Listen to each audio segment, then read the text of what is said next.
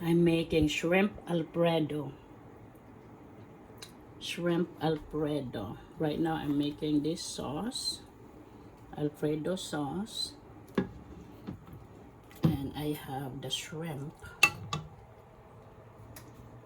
I'm going to mix that one later. Shrimp Alfredo.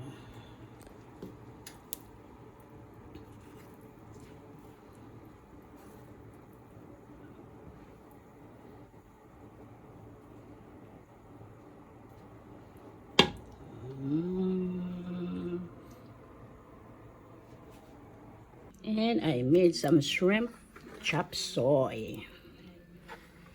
Shrimp chop suey. Yum, yum, yum. Good morning, everyone. Shrimp, a lot of shrimp. So, I have heavy cream and half and half. Now I'm going to make fried rice, garlic fried rice. Thank you for watching.